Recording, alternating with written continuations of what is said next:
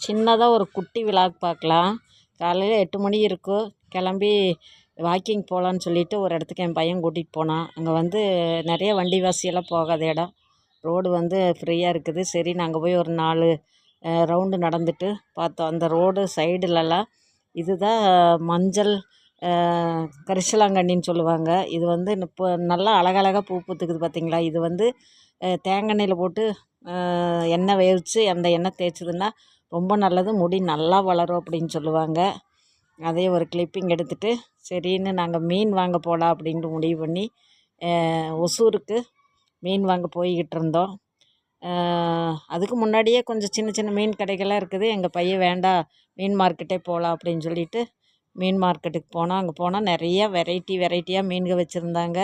இது பேரெல்லாம் அவ்வளோவா எனக்கு சொல்ல தெரியாது. சங்கரா மீன், இறால், அப்புறம் என்னென்னவோ மீன் வச்சுருந்தாங்க.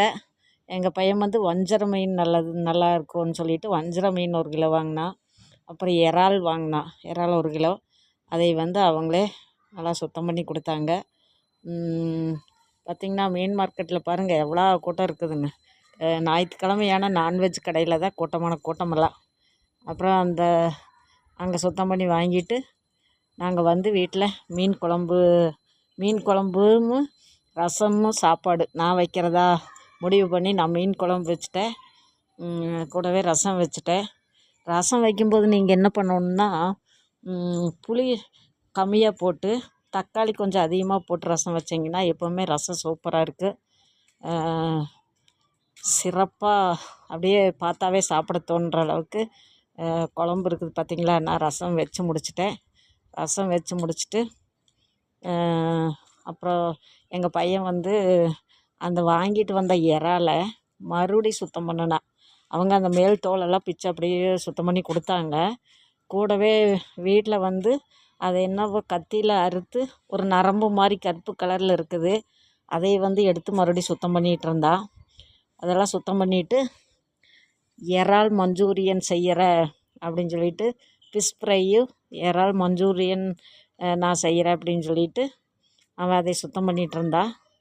சுத்தம் பண்ணிவிட்டு பார்த்திங்களா நரம்பு எப்படி கருப்பாக ஒரு நரம்பு இருக்குது பார்த்திங்களா. இந்த நரம்பு தான் எடுத்தான்.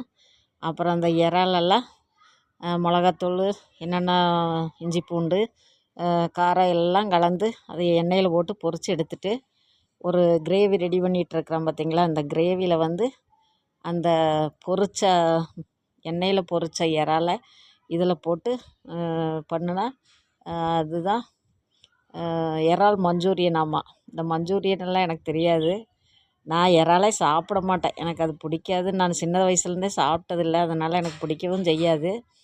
ஆனால் இன்றைக்கி என் பையன் செஞ்சுருந்தது வேறு லெவல் டேஸ்ட்டாக இருந்துச்சு, அருமையாக இருந்துச்சு. நானே சாப்பிட்டேன், நல்லாவே இருந்துச்சு. அவன் நான்வெஜ் எல்லாம் நல்லா சமைச்சு பழகிட்டான்.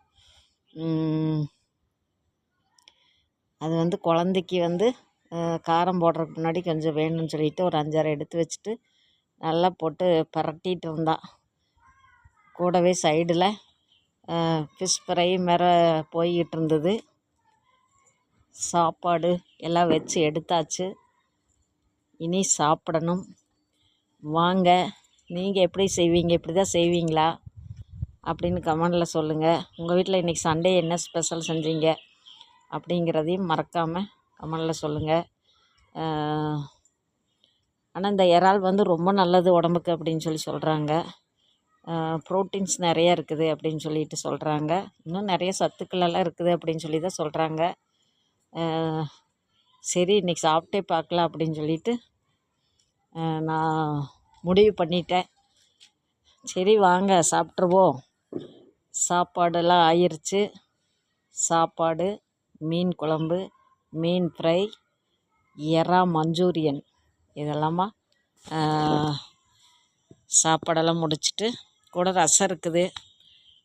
நாங்கள் சாப்பிட போகிறோம். வாங்க எல்லோரும் சாப்பிடுவீங்களாம்மா? உங்கள் வீட்டில் என்ன இன்றைக்கி சண்டே ஸ்பெஷல் அப்படிங்கிறத மறக்காமல் கமெண்டில் சொல்லுங்கள். இல்லை இப்படி தான் செய்வீங்களா அல்லது நீங்கள் வேறு விதமாக செய்வீங்களா? எதுனாலும் கமெண்ட் பாக்ஸில் சொல்லுங்கள். உங்கள் மேலான கருத்துக்களை சொல்லவும். சரிங்களா? ஓகே, இந்த வீடியோ நான் இதோட முடிச்சுக்கிறேன். பாய்.